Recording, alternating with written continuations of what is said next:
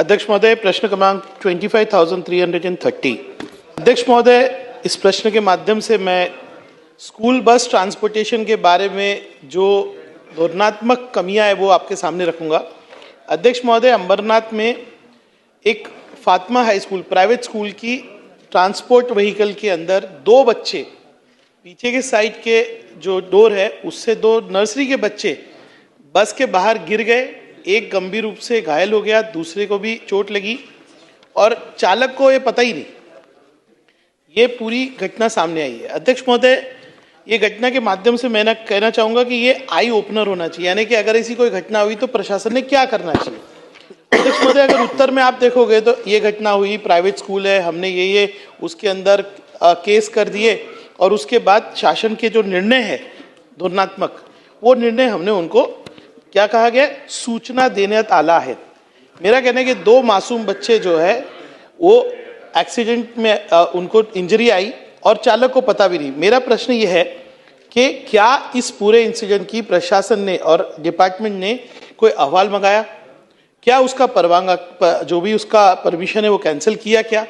दूसरा अध्यक्ष महोदय, स्कूल बस ट्रांसपोर्ट एक तो प्राइवेट सेक्टर है जिसमें आप येलो बसेस वैन्स देखते हो जिसमें बच्चे जाते हैं। ओवरलोड इज वेरी कॉमन, आप अपने मुंबई में भी देखेंगे तो बसेस के अंदर ओवरलोड होता है। अध्यक्ष महोदय, मेरा कहना है कि क्या हम सीसीटीवी लगा के सेफ्टी ऑडिट करेंगे क्या? जो स्पेशली चालक है उनकी स्पेशल ट्रेनिंग होनी चाहिए। बहुत सिंपल था, अगर उस गाड़ी के अंदर चाइल्ड लॉक होता तो दरवाजा खुलता नहीं, एकदम बेसिक चीजें है। उसके बाद अध्यक्ष महोदय, मेरा कहना है कि ये जो 2-3 जीआर आपने मेंशन किए आउटडेटेड है कंप्लीटली। आज के जमाने के मॉडर्न ट्रांसपोर्ट कैसे होने चाहिए, व्हीकल कैसे होने चाहिए, इसका आपने दखल लेना चाहिए। दूसरी बात अध्यक्ष महोदय, कि मेरी समझ ऐसी है कि गौर गरीब इलाकों में आरटीई कहता है कि आपको 2 किलोमीटर के ऊपर अगर बच्चे को ट्रांसपोर्ट करना है तो वो जवाबदारी जो है शासन और प्रशासन की है। अध्यक्ष महोदय, मुंबई महानगर पालिका में मैं जब गठित था तो मुंबई महानगर पालिका ने ऐसा निर्णय लिया कि कोई भी बच्चा अगर स्कूल यूनिफॉर्म में है बीएससी के अंदर तो उसको मुफ्त ट्रांसपोर्ट है। उसके बाद हमने उसको फ्री पासिस भी दिए। अध्यक्ष महोदय, अभी जैसे भिवंडी शहर है, अभी हमारे ई बसेस आने वाले और ट्रांसपोर्ट सेक्टर जो है महाराष्ट्र में बढ़ रहा है। क्या शासन के सामने आगे के ये नॉर्म को इम्प्लीमेंट करने के लिए कोई योजना है? क्या हमारे मंत्री महोदय सोचेंगे कि ट्रांसपोर्ट एक बहुत बड़ा विषय है, बच्चों को एक जगह से दूसरी जगह स्कूल में जाना, तो आपका भी बंधनकारक कर्तव्य एक्ट के अंदर है कि 2 किलोमीटर के ऊपर जो बच्चे ट्रांसपोर्ट होते उनका कोई ख्याल करना चाहिए। आज आप ये तो प्राइवेट बस है, शायद बच्चे अफोर्ड कर सकते, रिक्शा के अंदर ओवरलोड होके बच्चे जाते और पूरे शहर में आप देखिए लोकल बॉडीज या ग्राम पंचायत कोई भी इसकी दखल नहीं लेती कि बच्चों के लिए एक बस स्टॉप होना चाहिए या उनके लिए शेड होना चाहिए जहां वो खड़े रहे बारिश में। अध्यक्ष महोदय, ये ट्रांसपोर्ट के सारे विषय के बारे में प्रशासन कोई धोरणात्मक निर्णय या स्टडी ग्रुप बनाएगा क्या? उत्तर क्या? धन्यवाद अध्यक्ष महोदय, अंबरनाथ इथल्या एका खासगी इंग्रजी शाळेमध्ये 7 जुलै 2025 रोजी व्हॅनमधून काही विद्यार्थी जात असताना 2 विद्यार्थी पडून त्या ठिकाणी ते जखमी झाले। सदर वाहन हे अपघातग्रस्त विद्यार्थ्यांच्या पालकांनी स्वतःच त्या ठिकाणी लावलेलं होतं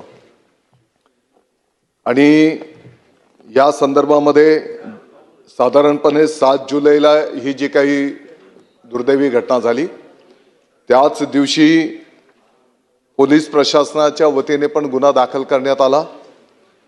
दुसऱ्याच दिवशी आरटीओ विभागाच्याही माध्यमातून त्या ठिकाणी कारवाई करण्यात आलेली आहे। अध्यक्ष महोदय, ही वस्तुस्थिती आहे की शाळेतील विद्यार्थी ने-आण करण्याच्या संदर्भामध्ये शासनाचं एक विहित धोरण आहे। साधारणपणे शाळा पातळीवर परिवहन समिती त्या ठिकाणी गठीत केलेली आहे आणि जिल्हा पातळीवर जिल्हा बस सुरक्षा समिती त्या ठिकाणी गठीत करण्यात आलेली आहे। अध्यक्ष महोदय, या संदर्भामध्ये ज्या काही मार्गदर्शक सूचना आहेत 18 नोव्हेंबर 2013, 18 मार्च 2016 आणि आरटीओ कार्यालयाचेही 25 सप्टेंबर 2024 ला त्या ठिकाणी परिपत्रक निर्गमित करण्यात आलेले आहे। यासोबतच माननीय उच्च न्यायालयाच्या कमिटीने जे काही सूचना केलेली होती त्या सूचनेनुसार 13 मे 2025लाही शासन निर्णय त्या ठिकाणी निर्गमित करण्यात आलेला आहे. अध्यक्ष महोदय, साधारणपणे शालेय विद्यार्थ्यांच्या वाहतुकीच्या संदर्भामध्ये विद्यार्थ्यांची सुरक्षा आणि सुरक्षिततेच्या अनुषंगाने वाहतुकीच्या दरम्यान मुलांची सुरक्षितता सुनिश्चित करण्याची जबाबदारी ही त्या शाळेंची त्या ठिकाणी निश्चित करण्यात आलेली आहे. वाहन चालकाची पडताळणी, बसमध्ये GPS प्रणाली कार्यरत करणे, शालेय वाहतूक कर्मचाऱ्यांसाठी सुरक्षेसंदर्भातल्या प्रशिक्षण करता शाळा व्यवस्थापन समितीने त्या ठिकाणी कार्यवाही करावी. प्रत्येक स्कूल बसमध्ये एक महिला सेवक त्या ठिकाणी असावा. वाहन चालक अल्कोहोल किंवा अंमली पदार्थांचे सेवन करतो किंवा नाही करत या संदर्भातलं पोलीस प्रशासनाच्या माध्यमातून पडताळणी करण्यात यावी. स्कूल बसमध्ये CCTV कॅमेरे बसवणे शाळा व्यवस्थापकांना त्या ठिकाणी बंधनकारक करण्यात आलेले आहे. आणि म्हणून निश्चितपणे सन्माननीय सदस्य रईसजी शेख यांनी जे काही मुद्दा उपस्थित केलेला आहे, येणाऱ्या काळामध्ये राज्याच्या वतीने शिक्षण विभाग, पोलीस प्रशासन आणि RTO प्रशासन यांच्या संयुक्त विद्यमाने एक संपूर्ण राज्यभर ड्राईव्ह राबवून या नियमांचं पालन त्या ठिकाणी केलं गेलं पाहिजे. विद्यार्थ्यांची सुरक्षा आणि सुरक्षितता याला प्राधान्य त्या ठिकाणी दिलं गेलं पाहिजे. या संदर्भातलं कार्यवाही केली जाईल. मंत्री महोदय, सभागृहाची भावना अशीच आहे की विद्यार्थ्यांच्या सुरक्षेसंदर्भात अजूनही पाहिजे तशी कारवाई होत नाहीये. एकूण चर्चा ऐकल्यानंतर मला वाटतं असे निर्देश देणं अत्यंत आवश्यक आहे की शासनाने, शालेय शिक्षण विभाग असेल, पर्यावरण विभाग, आपलं ट्रान्सपोर्ट मिनिस्ट्री असेल, या दोघांनी जबाबदारी घेणं आवश्यक आहे. आणि विद्यार्थ्यांच्या परिवहनासाठी, ट्रान्सपोर्टसाठी वापरण्यात येणाऱ्या व्हेकल्ससाठी, गाड्यांसाठी, मग ती रिक्षा असो, ती ओमनी असो किंवा बस असो, यासाठी वेगळे परवाने घेणे आवश्यक आहे. आणि ते परवाने देण्याआधी जी तुमच्या अटी आहेत, CCTV लावणं, GPS त्याच्यात सेट करणं, हे सगळं जर केलं असेल तरच ते परवाने देण्यात यावे.